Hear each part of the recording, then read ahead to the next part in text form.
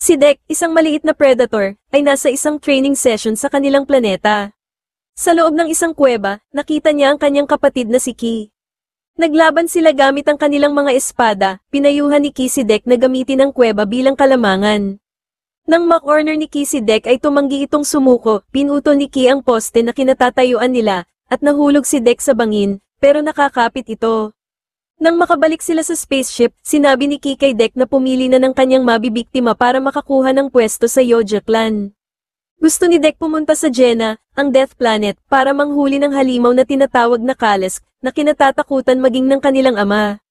Gusto ni Dek patunayan sa kanilang ama na si Har, na hindi siya mahina. Hindi sang-ayon si Ki, pero nanumpa si Dek. Bumalik si Har at nagtaka siya kung bakit buhay si Dek. Ibinunyag ni Har na inutusan niya si Ki na patayin si Dek dahil mahinang nilalang daw ito. Pero naniniwala si Ki na karapat-dapat si Dek na bigyan ng pagkakataon. Galit na inihagis ni Har ang isang device na kumulong kay Dek at inutusan si Ki na patayin na siya.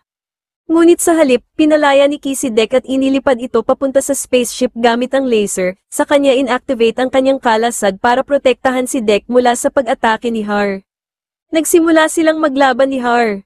Mabilis na nadisarma ni Ki ang ama, nang mag-camouflage si Har, sinuntok pa rin siya ni Ki. Sinaksak ni Har ang kamay ni Ki bago putulin ang braso nito. Tiyempong sinaksak ni Har si Ki habang gumagapang ito patungo sa kanyang braso.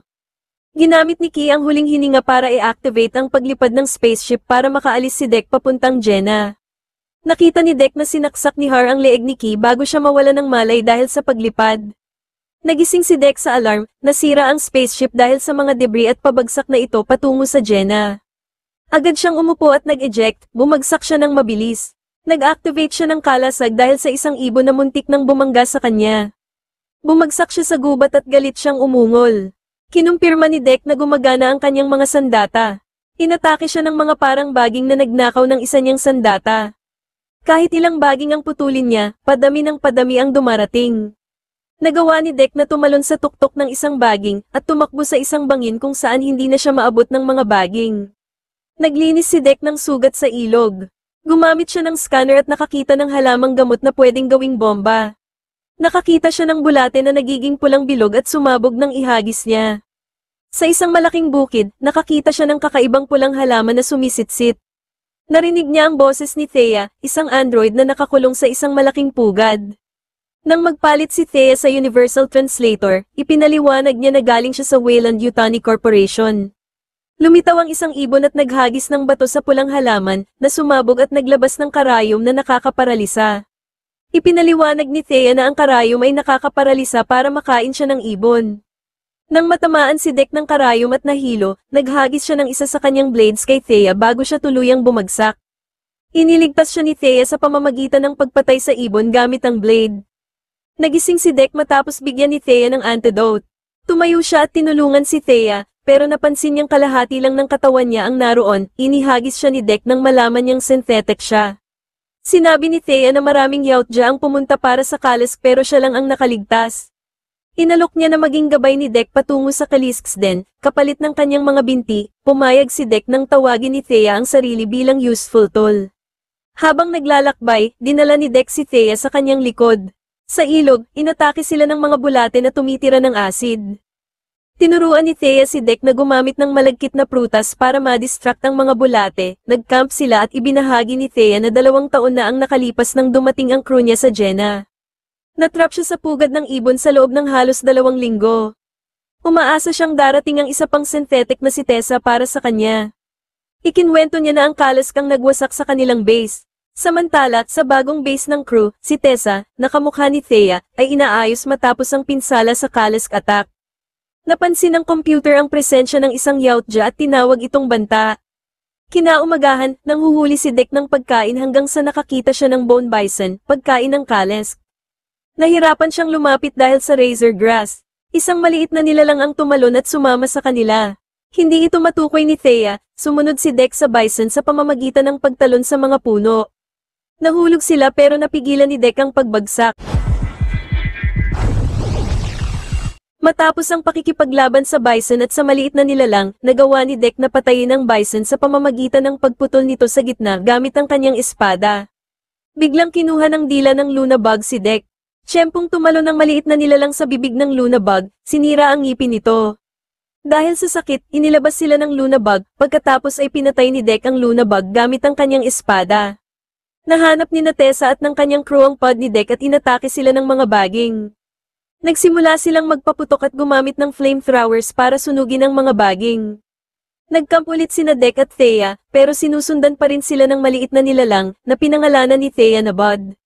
Nagbahagi si Deck ng inihaw na karne, dito ay nagkwento si Deck tungkol sa nangyari sa kanyang kapatid at ama, pero tinanggi niyang siya ay emosyonal. Kinabukasan, iniwan ni Deck si Bud, sinasabing mag-isa siyang maghahunt. Pagdating nila sa base ni Thea, nakita nila itong nasira ng Kalesk. Nakita ni Thea ang kanyang mga binti sa gitna ng mga katawan ng synthetic. Sinabi niya kay Deck na umalis dahil inactivate niya ang beacon para tawagin ang crew niya. Tumanggi si Deck umalis, sinabing mas gugustuhin niyang mamatay ng may dangal. Naghagis si Deck ng apoy sa tumapo na langis para gumawa ng usok. Dumating ang Kalesk, sinubukan ni Deck na labanan ito. Pinutol niya ang tiyan, ulo, at buntot ng Kalesk, pero mabilis na gumaling at tumubo ulit ang mga bahagi nito. Naunawaan ni Deck na kaya ito tinatawag na immortal. Nang amuyin ng Kalesk si Deck, hindi niya ito inatake. Biglang dumating si Tessa at naghagis ng grenade para i-freeze sila pareho, at kinuha niya sila. Nagising si Deck na nakatali sa isang table, habang ginagamot si Thea sa suspension mode. Hindi maintindihan ni Tessa kung bakit buhay si Deck. Binigyan niya ng injection si Deck, sinubukan ni Thea iligtas si Deck pero sinabi ni Tessa na si Thea ay sira na.